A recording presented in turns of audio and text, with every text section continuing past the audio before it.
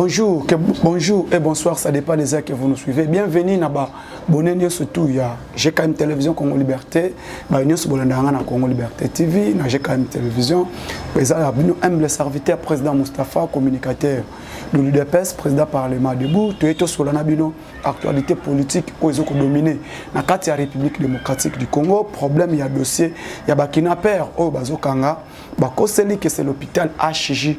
Mutu eza na problème wana mutu eza à la base ya ko enlever ba tu pona ko longola ba pareil o to bengi ba cœur ba organes génitaux ya ngomoni ete bandeko totika to yebi ba enyo surtout oyo bazolinga ba saboter image ya hôpital HJ o eza hôpital ya le PDG Aris Jatani ko sablir image ya hôpital et puis en même temps comme que Batouana Kingakati, régime passé à Kingakati, et Sangisa qui est opérateur économique qui surtout pour salir l'image du chef de l'État, pour que salir Bango Bato sa o Mokonzamboka Kolobate, ba coopérer na Mokonzamboka te, le kola Bango bazo créer ba hôpital privé na Bango, ligne est hôpital HJ, le DG de l'hôpital HJ comme il est un grand opérateur économique, Yambo Canabiso, à côté de la politique, Wana, le Kolaya Lobaki était, il va travailler avec le chef de l'État, il va coopérer avec le gouvernement de la République démocratique du Congo dans l'ensemble pour avancer ses économies et dans l'ensemble aussi pour aider la République démocratique du Congo et avancer parce que l'hôpital HJ est un hôpital où ils sont Congolais et Belé. Bakosi était Balobae. C'est la fondation HJ Hospital. Où est à côté ya IPAC, où est à côté ya Komini Angiringiri, mutu eza l'un des hôpitaux où est à collaborer na kolongola ba organe ya basi ya mibali pour na ba cœur na ba rein pour na ete bate kakayango na hôpital HJ. Or la fondation HJ hospitalière Oyowana de eza fondation Eidaka ba demini la fondation HJ o eza côté Ngiringiri, eza uniquement fondation ya monsieur Aris Jatani pour aider ba démunis et traiter ba bola et traiter ba blessés de guerre à ça la kango gratuitement pour sa fondation mbongo ebimakana HJ hôpital. C'est lui qui paye les HJ hôpital, il prend les médecins ba kena fondation wana ba traiter ba blessés de guerre, ba traiter ba démunis, ba traiter ba bola er otala ke boza ba bola monsieur HJ monsieur Aris azwimino proprement soin na ba propre mbongo na ye azola tsabatu ba obakatana makolo ba makolo o wana balati sak azola tsabango yango en même temps même monsieur Arish a aidé mboka o na kotonga otomoni mama yemu c'est lui.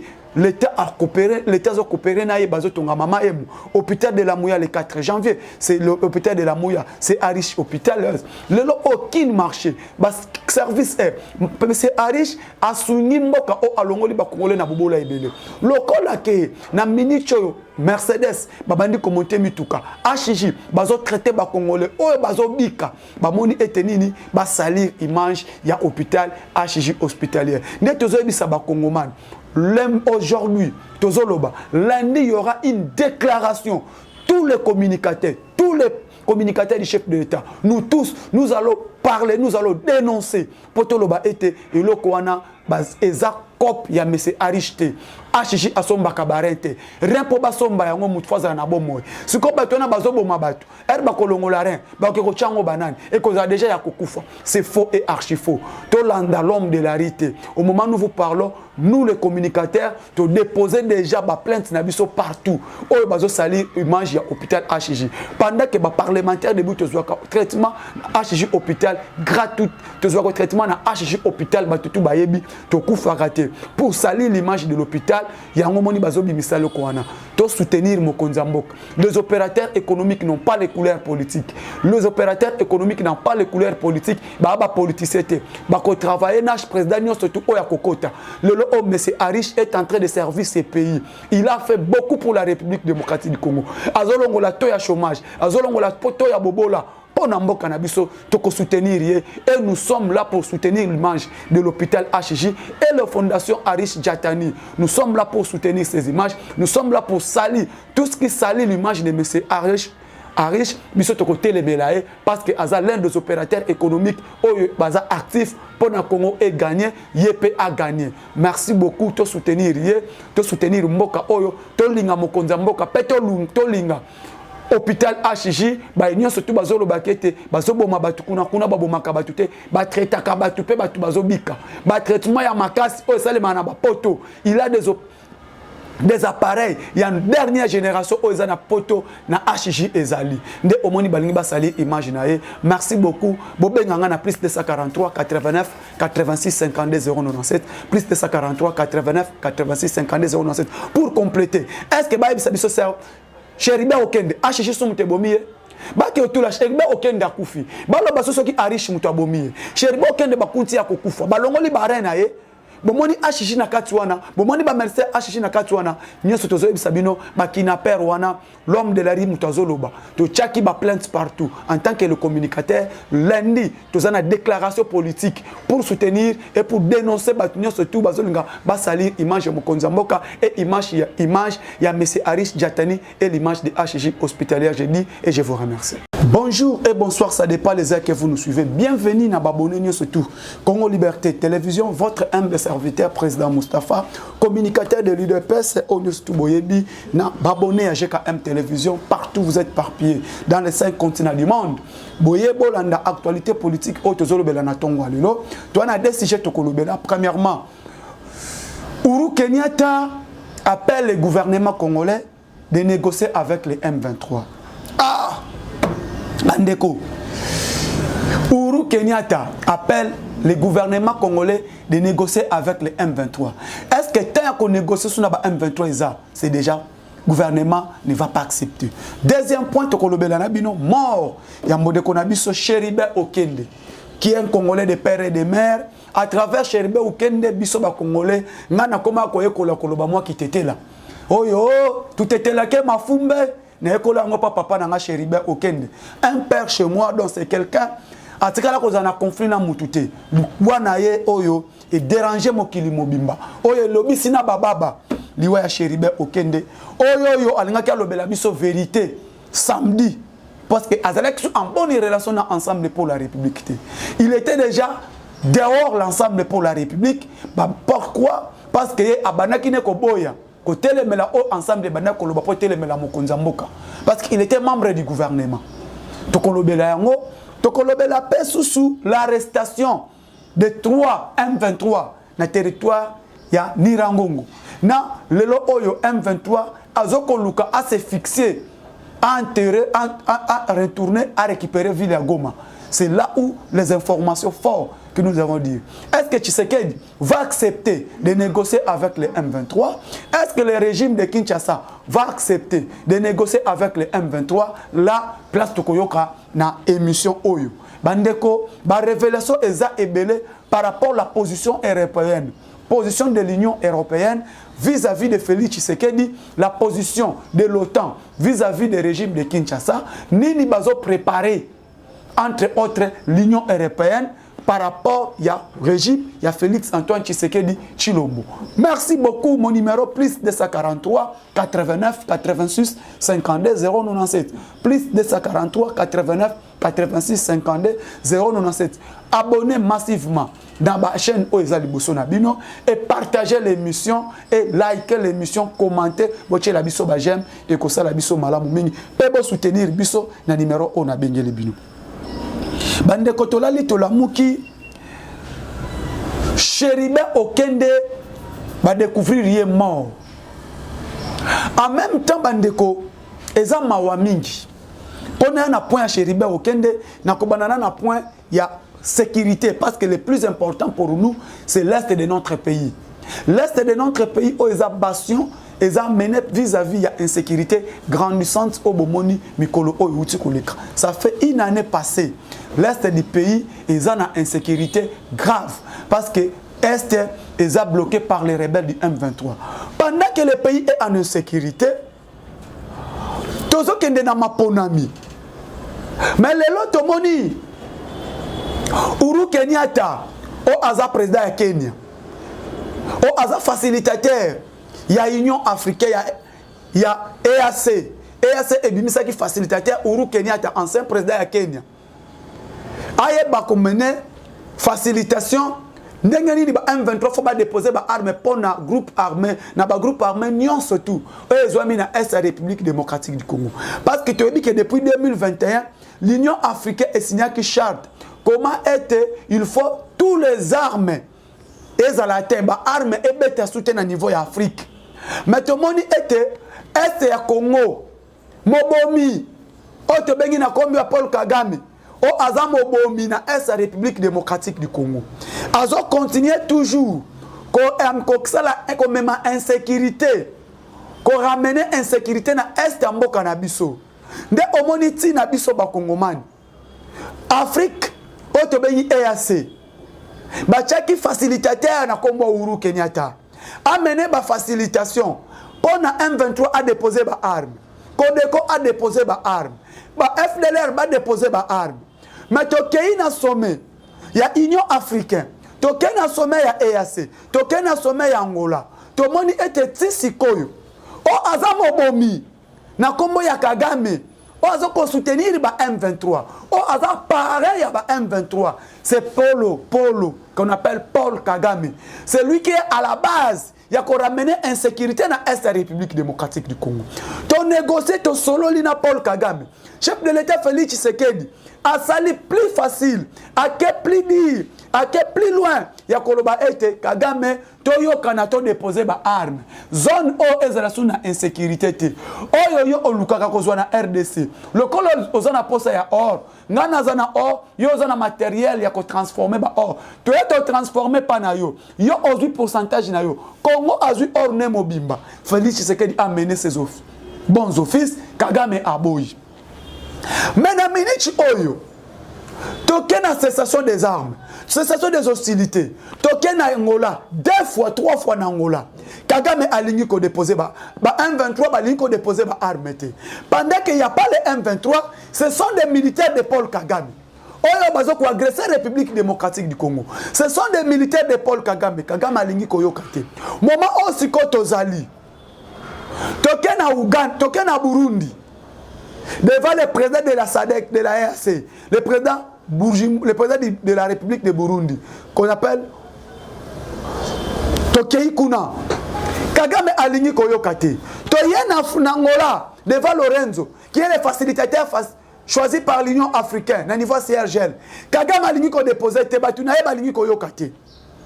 Qu'est-ce que Kagame propose? Kagame aligné M23 to négocier na gouvernement congolais. Pendant que Mututu Ayebi, les M23, bazaba terroriste, ya Rwanda, ba expert, ya Nations Unies, ba le bel abisso que les M23 sont des militaires rwandais. Les M23 n'existent pas. M23 bazaba militaire ya Rwanda. Mutu aza paré na bango direct c'est Paul Kagame. Toke directement ba groupe arménien surtout bandimi ko déposer ba arme sauf les M23 et les ADF Nalu. Ba ADF Nalu o baza ba terroriste ba utaka Uganda. Soutenu par qui?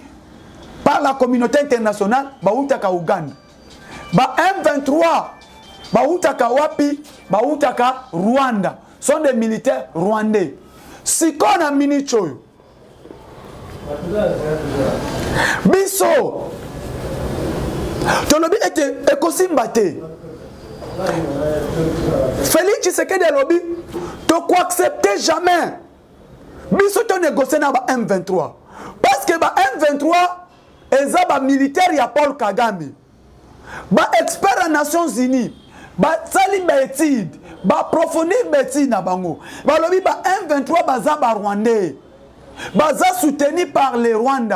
Sont des RDF et les M23 baza ensemble. Si qu'on le oyo, comment vous voulez nous imposer, nous la République démocratique du Congo, puisse négocier avec les M23? Est-ce que nous, gouvernement, peut négocier avec les terroristes? Raison pour laquelle Félix Tshisekedi a lobby. Est-ce que Kagame peut accepter de négocier avec les RDF si Kagame veut que nous, on puisse négocier avec les M23, lui d'abord doit accepter. Tozong Saba RDF na Rwanda va négocier na yé. Les FDLR, pardon. Parce que les FDLR sont des Hutus. Bakima régime ya Kagame bayana Kinshasa. Ces FDLR n'ont jamais fait l'incursion au Rwanda. Ba FDLR, ba Takaka ba Congo, ba Takaka ba FRDC. Nest commission de lobby boy. Kagame a accepté, a négocié na ba FDLR et nous allons accepter de prendre les M23 qui sont des Congolais. Ba côté na plan, il y a des armements. Pendant que l'Union africaine, la EAC, Toyokana qui était, Tokende na plan, il y a des armements, démobilisation et réinsertion. Tondimaki, quel a plan à Bango? Bango Balobi, nous acceptons. Na plan à DDS. Na plan à des armements. Mais des armements, cantonnement et seulement na Rungangav. Et seulement na Kindu. Gubiso, na camp militaire, oza na Kindu, na camp munene, ya FRDC. Cantonnement et seulement wana. Tondimi cantonnement na Bango. Même Herbiso Tondimi, cantonnement ya ba M23 et seulement, Bango ma une option, to négocier.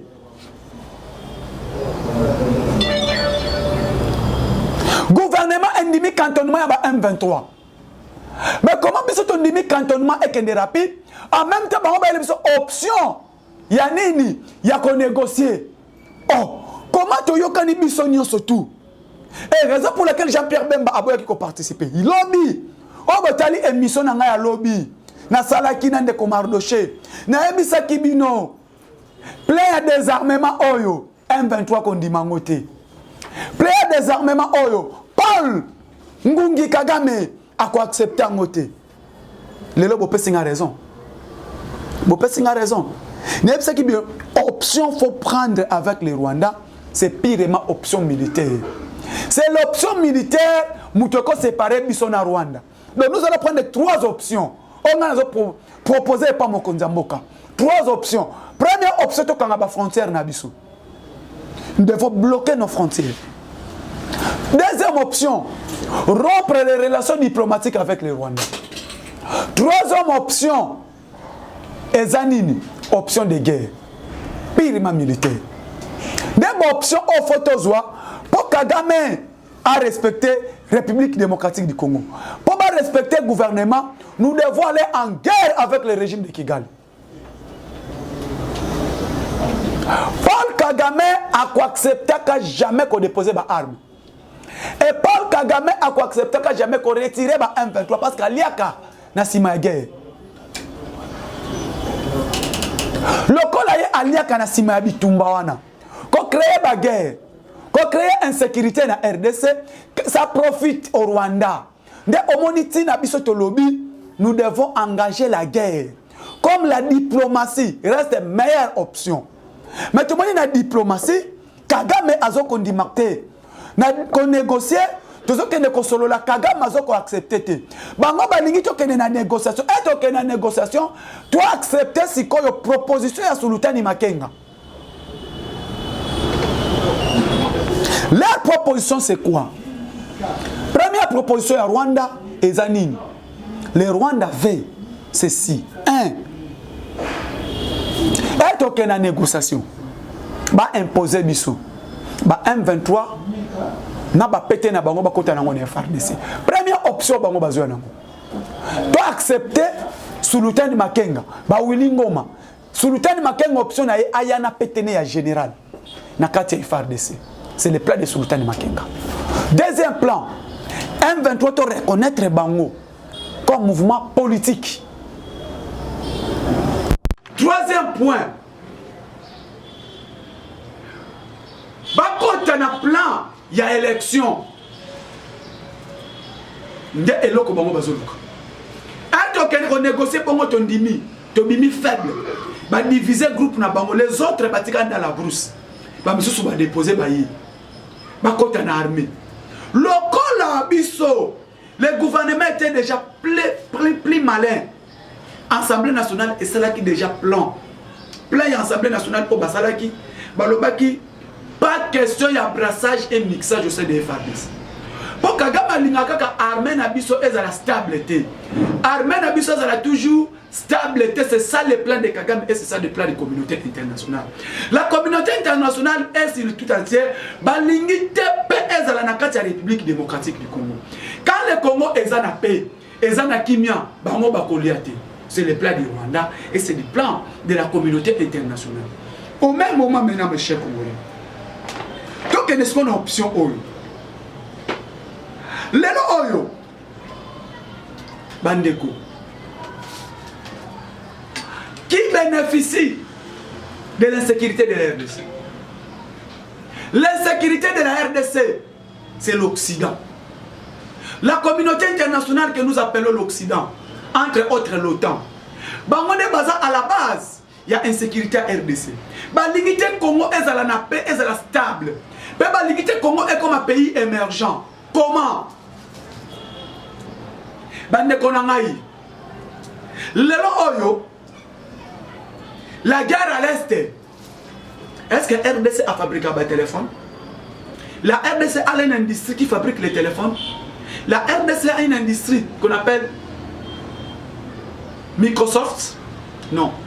Industrie Microsoft, c'est ça, banane. Il y a l'américain. Félix Tshisekedi a consigné par partenariat privilégié avec les États-Unis. Pour nous, l'Amérique doit nous aider. En tant que partenaire privilégié, te soutenir par partenaire privilégié dans les États-Unis, qui veut dire Amérique à Kolunga, ou il y a une RDC,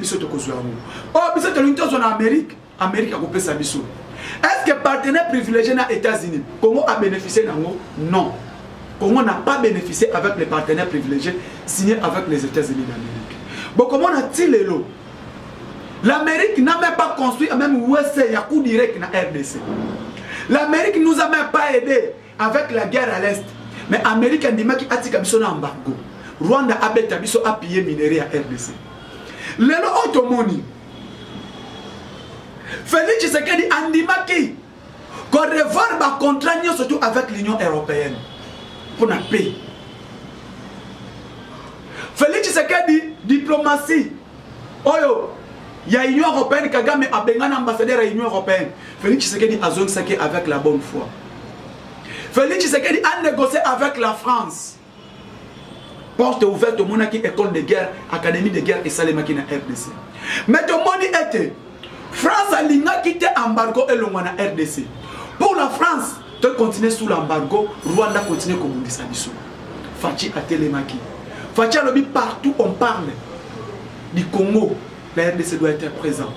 Pour le Congo doit bénéficier de ses richesses. Agressé au FC, la Félix Tshisekedi a télémi à lobby. Nous sommes agressés par le Rwanda. Mais Rwanda, oyoyo, a agressé RDC. Pour à travers le Rwanda, la communauté internationale puisse piller nos minéraux. Félix Tshisekedi a lobby, non. Il faut aller sa partenaire au Bakoya. Aider Bisso, Félix Tshisekedi est allé avec la Chine, il est allé avec la Turquie, il est allé avec la Serbie, avec les pays. Ces États-là qui ont accepté de nous aider sur le plan logistique, sur le plan financier. Tout le monde dit Turquie, Ayaki. Na Turquie, de sommes drone de combat et drone d'attaque. Avec la Chine, tu commandes 9 drones et les chars de combat et les armes, il y a dernière génération pour entamer la guerre dans Rwanda. Mais les mêmes les Américains, les mêmes la communauté internationale qui sont derrière qui? Derrière les Rwandais. Les aussi comme Rwanda a se fixé à Zouago. Tant que Félix Tshisekedi a et pas Chine. A qu'on négocie, a qu'on solona pas Chine parce qu'il y a eu l'invitation au bâtiment qui n'est pas président chinois. Le président Xi Jinping a tenu la président Félix Tshisekedi invitation. Invitation est alors il était Yakato Solola. Tu revois par contrat au Kabila a signé. Tu as visité par contrat surtout. Et à travers la Chine, Chine a mis contrat si comme Wana. Tu revois Yango. Nous avons revoir tous les contrats avec la Chine. Tout le monde va contrat surtout de revisiter le contrat. Les Américains vont venir. Moment où nous sommes les Canadiens de l'Union européenne. Pour l'Union européenne, il faut battre Félix Tshisekedi. Soit il faut transition et salement. L'Union européenne veut nous imposer la transition de 2 ans. Et cette transition, nous devons diriger en Wezanani. Et ça, cardinal Mbongo, soit docteur Mukwege. L'Union européenne veut imposer la transition de 2 ans sans Tshisekedi. Et celui qui viendra avec la transition doit négocier avec les M23. Yoka plan. Et les titres. Nous avons dit ça mardossier. Nous avons chaque titre. L'Union européenne veut nous imposer la transition de 2 ans sans Tshisekedi. Transition va diriger par cardinal Mbongo et M. Dr Mukwege. Même ma transition à 2 ans. Transition ne permettre Bisso. Moïse Katumbi a postulé Kabila Azonga na scène politique. C'est ça le plan de l'Union européenne. Salut tous les moyens, l'Union européenne et les Américains, pour battre la personne Tshisekedi. Soit Kobengana Tshisekedi par la voie de soulèvement du peuple, soit Kobengana Tshisekedi par les voies des armes. Ndebomoni plan Oitozomona. L'Union européenne, quand il réunion et le siège à l'Union européenne à Belgique, de nous imposer transition de 2 ans. Tu vas financer Mbongo dans le siège à l'Union européenne. C'est qui? M. Mo Ibrahim, Georges Soros et la fondation Bill Gates. Pour Bango, Tshisekedi a bloqué le plan na Bango. Au lieu de continuer à copier minerais à RDC, et aussi Malisou souté. Na minute crise na Rwanda, crise na France, crise na États-Unis. Le plan na Bango Bill Gates atika. Pardon, Bill Clinton atika. Comment créer instabilité au Congo pour le bénéfice du Rwanda et le bénéfice des États-Unis. Donc instabilité à RDC, insécurité à RDC, et ça bénéfice à l'Occident et bénéfice des États-Unis et le Rwanda aussi. Parce que Rwanda va pas collaquer ma fouta.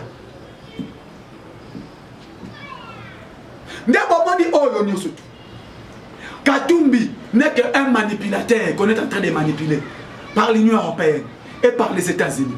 Comme Kesikoyo, Amérique, Europe, Balingaka stabilité RDC. Tant que Balingi, le Kola Bango basala plan. Comment est kozala émergente? Comment est avancé? Félix Tshisekedi peut à lobby. J'accepte de mourir pour la paix en République démocratique du Congo. Il n'y a pas le temps d'aller en négociation avec les M23. Et il n'y a pas la transition. Il y aura bel et bien les élections en décembre. C'est comme Bango Bayebi. Ce qui Congo est qu'une élection. Tshisekedi a eu 2e mandat. Fini avec le Rwanda. Nebomoni. Babandela qui vit sur crise. Vie chère. Bayebi si biso vie est chère. Vie chère, vie chère. Aujourd'hui, c'est tout le monde. C'est le monde entier. Oyo, économie est à parcours. Tu as dit que l'économie est extravertie. Quand Moïse Katumbi a lobby était vie économie chère. Aïe, ça dit ce plan ni ensemble. Est-ce qu'aujourd'hui, vraiment, l'ensemble, Olivier Kamitak, Chéribé, aucun des pères à son âme, parce que la battue va derrière Moïse Katumbi. Moïse Katumbi avait quelle vision? Moïse Katumbi n'a pas une vision pour le Congo. Moïse Katumbi n'a qu'une vision pour accomplir les plans de l'Union européenne. Moïse Katumbi n'a qu'une vision pour accomplir les plans de l'Occident. Quoi? Pour partager RDC. Le plan de l'Occident, c'est déjà connu. C'est créer un empire Ematuchi, empire Putuchi Power. Ndena yebisa kibino, pandeko, bolanda kabe misoto salaka. Na yebisa kibino, Uhuru Kenyatta, facilitateur bapone biso. Il ne fera absolument rien. De l'autre personne a raison. Le Uhuru Kenyatta doit nous dire, le gouvernement congolais doit accepter de négocier avec les M23. Uhuru Kenyatta yebisa biso to négocier na ba M23 pendant que ayebi plan to yokana na ngona Kenya. Donc on négocie dans la M23. Le lot armée à EAC. Et il y a qui peut bouger ba M23. Armée à EAC. Et il y a qui peut être la cantonnement à M23. Mais le lot n'est armée à EAC. Et il y a qui s'habille surtout négocier dans la M23. Voilà les plans. Voilà les plans. les plans de l'Occident, les plans de la communauté internationale. C'est ça les plans du Rwanda, c'est ça le plan, c'est ça les plans du Canada, plan de France. Le loba monde entier va qui sont vie et sa chair. C'est ça qu'Atumbi nous a dit. Tshisekedi doit partir. Tshisekedi est incompétent. Vous nous avez dit Tshisekedi un malhonnête. Vous nous avez dit Tshisekedi c'est un incompétent. Vous nous avez dit qu'il vit cher. Le lot vit comme il sous cherté. Mais Tshisekedi doit mourir. C'est ça, Tshisekedi, c'est un incompétent. La vie est chère. Vous nous avez dit Tshisekedi. C'est lui qui est le maître des jeux de la stabilisation de la sous-région. Le lot comme Tshisekedi doit partir. Il n'est pas incompétent. Maintenant, il bloque l'Union européenne. Tshisekedi est incompétent. Vie et comme cher dollar et mati. Masango et mon anasouté. Est-ce que Bobi Tinanini, on a marche opposition?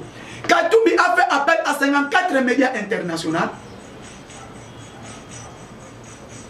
Katumbi a fait appel à 54 médias internationaux.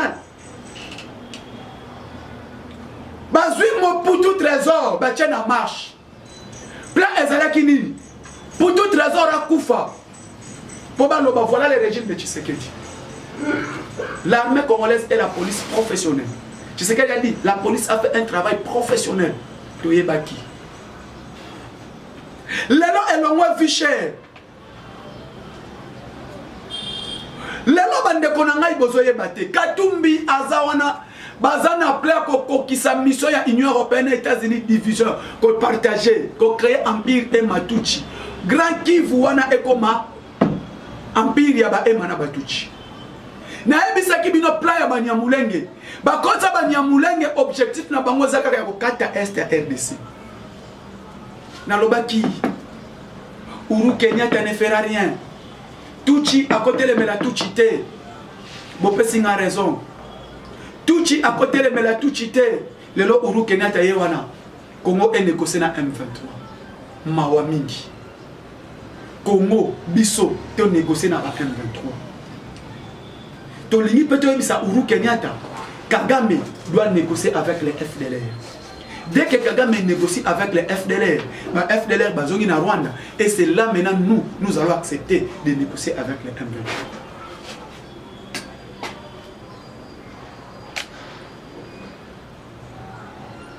Pendant que Kagame n'arrive pas à négocier avec les FDLR, qui sont ses propres frères du Rwanda, nous aussi nous n'allons pas négocier avec les M23. Pendant que Uhuru Kenyatta, le Kenya n'acceptera jamais de négocier avec les séparatistes somaliens. Mais c'est pas qu'on négocie. William Ruto a accepté qu'on négocie avec les Somaliens. Les terroristes, au bazana Somalie, sont aussi des Tutsis comme les Kenyans. A accepté de négocier avec Bango. Bishop à peine. Donc Kenya nous a accepté à négocier avec les Somalistes, les séparatistes somaliens. Après, Kagame a accepté à négocier avec les FDLR. Dès que Kagame va accepter de négocier avec les FDLR, qui sont ses propres frères, Oyo, Bakimaka, Abiarmana, Bazongi Rwanda, à négocier à Kenya Bangona Maponam. Bisope, Kenya, William Ruto accepte de négocier avec les séparatistes somaliens. C'est là maintenant le Congo. Nous allons maintenant accepter de négocier avec les M23. Pendant que William Ruto n'arrive pas à accepter avec les Somaliens, à bloquer la frontière dans la Somalie pour dire que les Somaliens vont attaquer. Bisopé, tu as bloqué ces frontières dans Rwanda pour dire les Rwandais qui attaquent la République démocratique du Congo. C'est ça le plan du Congo. Congo RDC. Bolomwe wana. Yo osa séparate. Fait facilitateur. Armée sous-région, il y a EAC. Et côté qui pona cantonnement il y a M23, peut pas attaquer M23. Comment il y a une politique qui négocier? Voilà les plans du Tuchi. Parce que il est Tuchi. Tuchi à côté de la Tuchi. Na lobaki Tuchi à côté de la Tuchi. Toka na ba frontière na biso.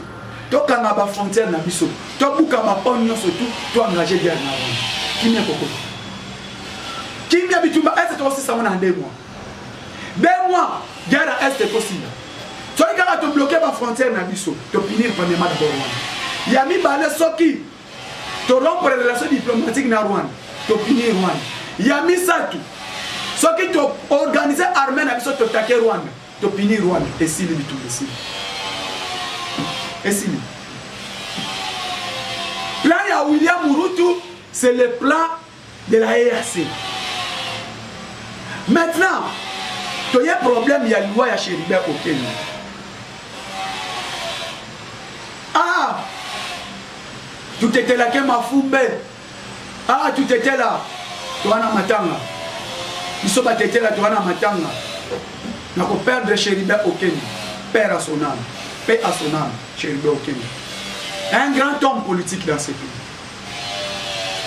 Bandeko Chéribert Okenge n'a pas fini.